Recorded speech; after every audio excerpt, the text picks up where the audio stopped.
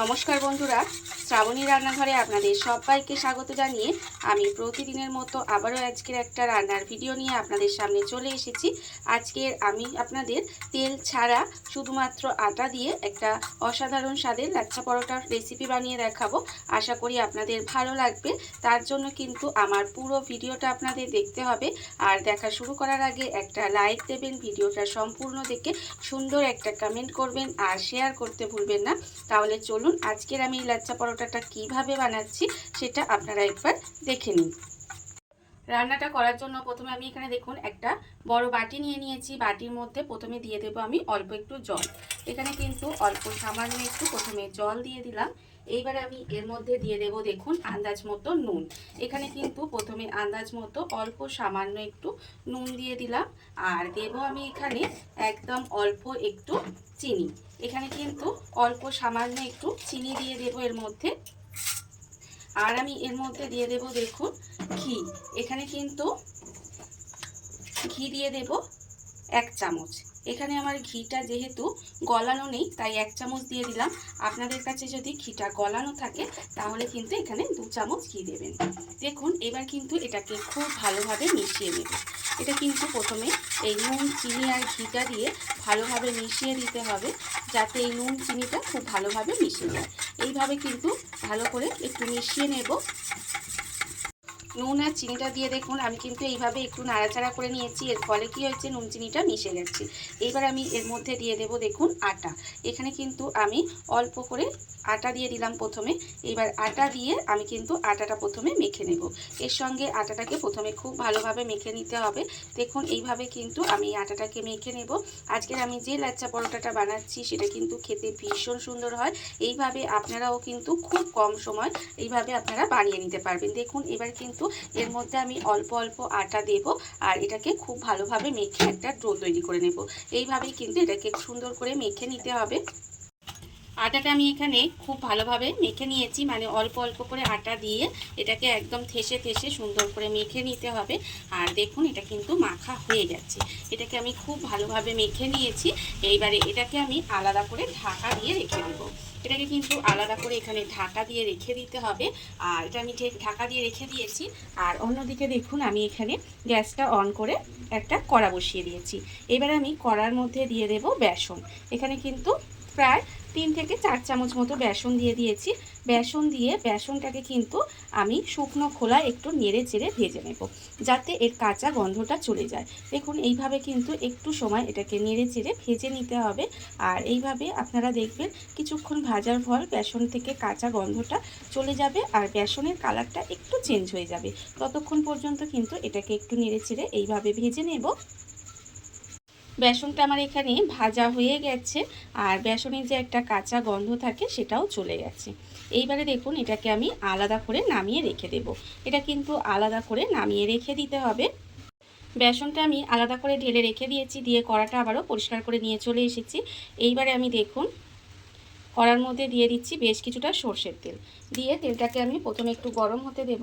তেলটা কিন্তু প্রথমে খুব ভালোভাবে একটু গরম করে নিতে হবে। এইবারে আমি লাচ্ছা পরোটার সঙ্গে খাওয়ার জন্য একটা আলু মশলা তৈরি করব। দেখুন কত সহজে সেটা বানানো যায়। প্রথমে তেলটাকে এখানে খুব ভালোভাবে গরম করে নিয়েছি। আপনাদের সাথে কথা বলতে বলতে এখানে তেলটা গরম হয়ে গেছে। এইবারে আমি এর মধ্যে দিয়ে দিচ্ছি দেখুন গোটা জিরে 1/2 চামচ আর দিয়ে দিচ্ছি মৌরি। এখানে কিন্তু মিষ্টি মৌরি দিয়েছি 1/2 চামচ। এইবার দিয়ে ফোড়নটা খুব ভালোভাবে ভেজে নেব।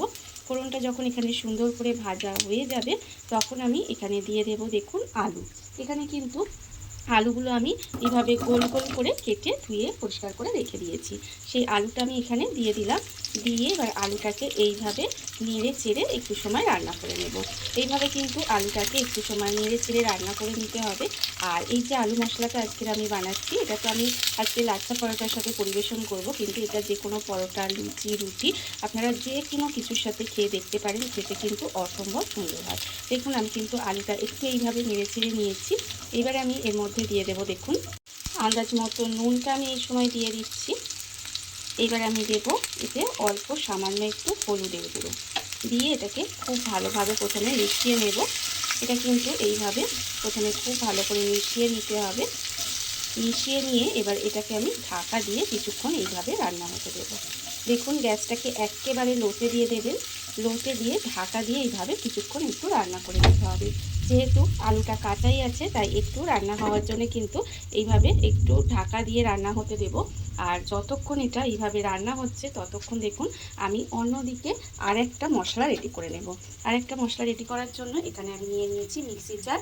মিক্সির জারের মধ্যে প্রথমে দিয়ে দেব দেখুন এখানে আদা আর রসুন। এখানে অল্প একটু পরিমাণে আদা রসুন আমি রেখে দিয়েছিলাম 4 কোয়ার মতো রসুন, আর রেখেছি এখানে আমি অল্প সামান্য একটুখানি আদা, সেটা আমি এখানে দিয়ে দিলাম। এবারে দিয়ে দিচ্ছি দেখুন এখানে সাদা তিল। এখানে কিন্তু বড় চামচের 1 চামচ সাদা তিল দিয়ে দিলাম। আর দেবো আমি এখানে গোটা জিরে। এখানে কিন্তু আবারও আমি হাফ চামচ গোটা জিরে দিয়ে দিলাম। আর দেবো আমি এখানে মিষ্টি মৌরি। এখানে কিন্তু আবারও হাফ চামচ মতো মিষ্টি মৌরি এর মধ্যে দিয়ে দেব। দিয়ে এবার এটাকে শুকনো গুঁড়ো করে নেব। এটাকে কিন্তু আমি কোনো রকম জল দেব না, এইভাবে একটু শুকনো গুঁড়ো করে নিতে হবে। আমি কিন্তু এখানে সাদা তিল ব্যবহার করেছি, আপনারা চাইলে কিন্তু এর মধ্যে চীনাবাদামও দিতে পারেন। এবারে দেখুন এটাকে প্রথমে একটু শুকনো পেস্ট করে নেবো আর কি, জল ছাড়া পেস্ট করে নেব। এইভাবে পেস্ট করে নিয়ে তারপরে আবারও আপনাদের সামনে ফেরত আসছি। মিক্সিতে মশলাটা করে আমি কিন্তু এখানে একটা বাটির মধ্যে ঢেলে নিয়েছি। আর এই অন্যদিকে দেখুন এখানে কিন্তু আমি যে আলুটা এখানে হতে দিয়েছিলাম রান্না হতে দিয়েছিলাম ঢাকা দিয়ে, সেটাও কিন্তু এখানে আমার অনেকটাই হয়ে এসেছে। আপনারা দেখে বুঝতেই পারছেন এখানে কিন্তু আমি দেখে আমার মনে হচ্ছে প্রায় 70% মতো এখানে কিন্তু দেখুন আলুটা অনেকটাই কেটে গেল। এটা প্রায় 70 থেকে 80% আলুটা সেদ্ধ হয়ে রান্না হয়ে গেছে। এইবারে কিন্তু আমি এটাকে আরেকটু মিশিয়ে নিলাম। মিশিয়ে নিয়ে এবার এর মধ্যে দিয়ে দেব যে আমি মশলাটা বাটিতে করে রেখেছিলাম, সেই মশলাটা কিন্তু এর মধ্যে দিয়ে দিলাম। মশলাটা এর মধ্যে দিয়ে আবারও কিন্তু খুব ভালোভাবে মিশিয়ে দেব। এইভাবে দেখুন এটাকে খুব ভালো করে একটু মিশিয়ে রান্না করে নিতে হবে। আমি এটাকে সুন্দর করে মিশিয়ে দিচ্ছি। মিশিয়ে দিয়ে আবারও কিন্তু এটাকে একটু সময় ঢাকা দিয়ে দেব। যতটুকু আলুটা রান্না হওয়া বাকি আছে ততটুকু কিন্তু এটাকে এইভাবে একটু ঢেকে দিয়ে গ্যাসটাকে লোতে দিয়ে এইভাবে রান্নাটা করে নিতে হবে। দেখুন আমি কিন্তু আবারও এটাকে একটু ঢাকা দিয়ে দেব। ঢাকা দিয়ে একটু সময় রান্না হতে দেব। ঢাকা দিয়ে আমি এখানে আরও কিছুক্ষণ এইভাবে রান্না হতে দিয়েছিলাম। এর ফলে আমি আপনাদের দেখাচ্ছি এখানে কিন্তু আলুটা একদম পুরোপুরি সেদ্ধ হয়ে রান্না হয়ে গেছে। এখানে কিন্তু আলুটা একদম রান্না হয়ে গেছে, সিদ্ধ হয়ে গেছে। আপনাদের দেখাচ্ছি দেখুন এই যে একদম কিন্তু নরম হয়ে গেছে, এই যে ভেঙে যাচ্ছে আলুটা, তার মানে হচ্ছে আলুটা পুরোপুরি সেদ্ধ হয়ে গেছে। এইবারে দেখুন এইবারে আমি এর মধ্যে দিয়ে দিচ্ছি, এখানে দেব আমি চিলি ফ্লেক্স। এখানে কিন্তু আমি বেশ কিছুটা চিলি ফ্লেক্স দিয়ে দিলাম। আর দেব আমি এখানে আমের আচার। এখানে কিন্তু আমি আমের আচার ব্যবহার করেছি, তবে আপনারা চাইলে এখানে আমচুর পাউডার বা চাট মশলা বা যদি না থাকে ম্যাগি মশলা দিতে পারেন। এইবারে দেখুন এটাকে খুব ভালোভাবে আমি মিশিয়ে দিচ্ছি। মিশিয়ে কিন্তু আর একটু সময় এইভাবে নেড়ে চেড়ে রান্না করে নিচ্ছি। দেখুন এখনই কিন্তু কতটা লোভনীয় দেখতে হয়েছে। আর এটা কিন্তু কোনো রকম আপনারা দেখে বুঝতেই পারছেন যে জল ছাড়া কিন্তু রান্নাটা হচ্ছে, এরকম ড্রাই হয়, খেতে ভীষণই সুন্দর লাগে। এইবারে দেখুন এটাকে নেড়ে চেড়ে আরেকটু সময় আমি রান্না করে নেব। আর একটু সময় কিন্তু এটাকে নেড়ে চেড়ে রান্না করে নিয়েছি। এইবারে আমি এর মধ্যে দিয়ে দিচ্ছি দেখুন এখানে যে প্রথমে বেসনটা আমি ভেজে রেখেছিলাম, সেই বেসনটা কিন্তু তার কিছুটা এর মধ্যে দিয়ে দিচ্ছি। পুরো বেসনটা আমার মনে হয় লাগবে না, তাই অল্প একটু দিয়ে দিলাম। দিয়ে আবার কিন্তু এটাকে মিশিয়ে একটু সময় রান্না করে নেব। দেখুন এইভাবে কিন্তু এটা মিশিয়ে একটু রান্না করে নিতে হবে। বেসনটা দিয়ে কিন্তু আমি এখানে আরেকটু সময় এভাবে রান্না করে নিয়েছিলাম। আর এখানে দেখুন আমার রান্না হয়ে গেছে। আপনারা নামানোর সময় চাইলে কিন্তু এর ওপর থেকে একটু ধনেপাতা কুচি ছড়িয়ে নামাতে পারেন। আমার কাছে নেই তাই আমি দিতে পারলাম না। দেখুন এবার কিন্তু এটাকে আমি আলাদা করে নামিয়ে রেখে দেব। আলু মশলাটা আমার রেডি হয়ে গেছে, আমি ওটাকে আলাদা করে ঢেলে রেখে দিয়েছি। এইবারে দেখুন আর এখানে যে আটাটা আমি মেখে রেখেছি সেটাও কিন্তু মাখাই আছে। এইবারে একটা বাটি নিয়ে নিয়েছি, বাটির মধ্যে প্রথমে আমি এখানে অল্প একটু আটা নিয়ে নিচ্ছি। আবারও কিন্তু এখানে একটু আটা নিয়ে নিতে হবে। দেখুন প্রায় আমি এখানে 3 চামচ মতো আটা নিয়ে নিলাম। এইবারে আমি এর মধ্যে দিয়ে দেব দেখুন এই আটার মধ্যেই কিন্তু আমি দিয়ে দেব ঘি। এখানে কিন্তু এই যে আমি ঘি দিয়ে দিচ্ছি। ঘি দিয়ে এবার এটাকে এর সঙ্গে মিশিয়ে নেব। এই আটার সঙ্গে কিন্তু এই ঘিটাকে খুব ভালোভাবে মিশিয়ে নিতে হবে। একদম সুন্দর করে এটাকে মিশিয়ে একটা ক্রিমের মতো তৈরি করে নিতে হবে। ঘিটা দিয়ে কিন্তু আমি আটার সঙ্গে এরকম খুব ভালোভাবে মিশিয়ে নিয়েছি। আর দেখুন এটা কিন্তু এরকম একটু ক্রিমের মতো তৈরি হয়ে গেছে। এইরকমই এটা বানিয়ে নিতে হবে। আর এটা আমি আলাদা করে রেখে দিচ্ছি। আর এখানে দেখুন যে আমি আটাটা মেখে রেখেছিলাম, সেই আটাটা কিন্তু এখানে রেখে দিয়েছিলাম কিছুক্ষণ এইভাবে মেখে। এবার এর থেকে কিন্তু আমি লেচি কেটে নেব। এখানে কিন্তু লেচিটা আমি খুব বেশি বড়ও কাটবো না, আবার খুব ছোটও কাটবো না, মাঝারি সাইজের কিন্তু এরকম ছোট ছোট লেচি কেটে নিতে হবে। লেচিটা আমার এখানে কাটা হয়ে গেছে, লেচিগুলো আমি এখানে কেটে নিয়েছি। এবারে দেখুন এটা আমি আলাদা করে সরিয়ে রাখছি। এবারে আমি চাকি বেলনা নিয়ে নিয়েছি।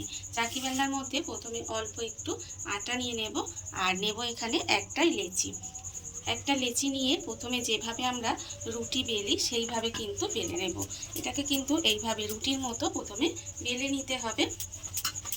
যেভাবে আমি দেখাচ্ছি সেইভাবে আপনারা যদি বানান দেখবেন খুব সহজেই কিন্তু এই পরোটাগুলো তৈরি করা হয়ে যাবে।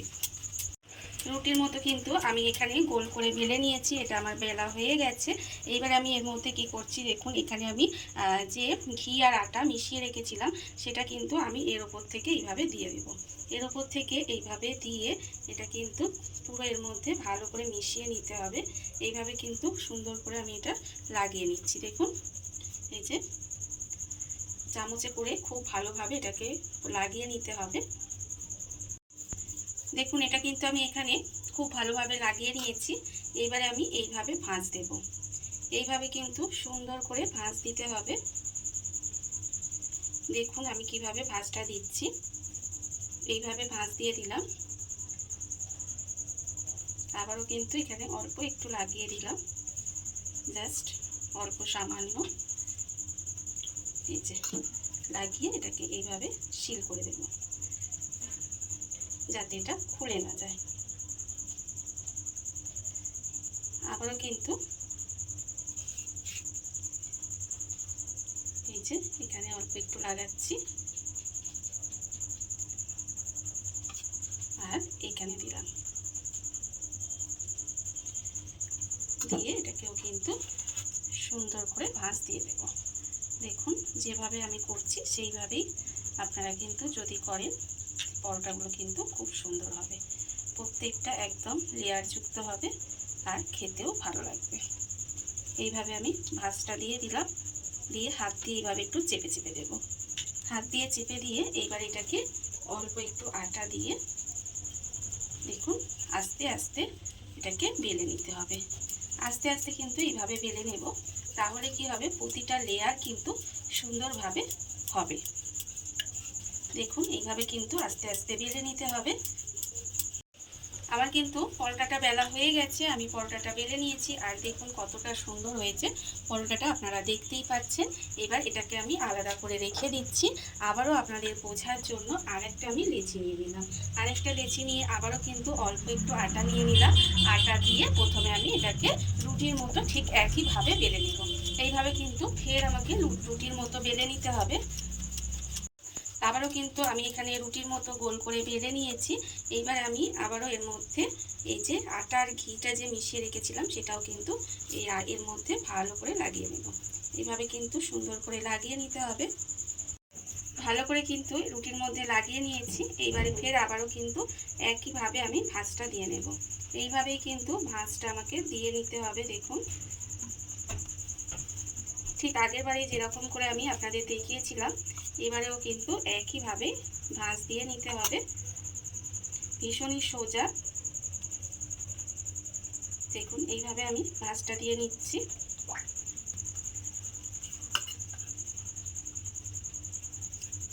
এবারে আবারও কিন্তু এর মধ্যে অল্প একটু লাগিয়ে দেব, লাগিয়ে এটাকে এইভাবে ভাঁজ দিয়ে নেব। ভাঁজ দিয়ে হাত দিয়ে কিন্তু প্রথমে একটু চেপে চেপে দেব, দিয়ে আবারও এর মধ্যে অল্প আটা দিয়ে এটাকে বেলে নেব।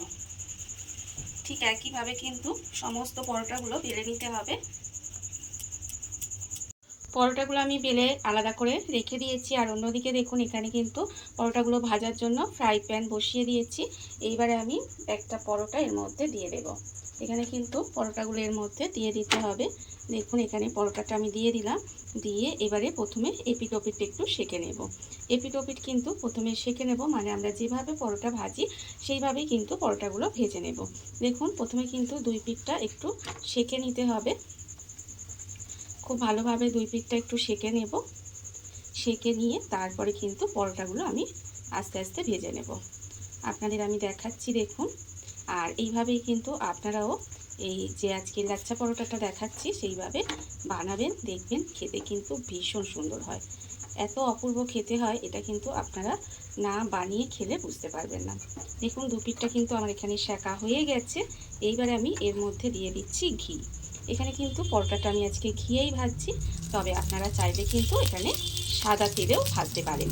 এইবারে দেখুন দুই পিঠটা উল্টিয়ে পাল্টিয়ে এইভাবে একটু লাল করে কিন্তু পরোটাটা ভেজে নেব। মানে যেভাবে আমরা পরোটা ভাজি সেইভাবে কিন্তু এইভাবে একটু উল্টিয়ে পাল্টিয়ে লাল লাল করে ভেজে নিতে হবে।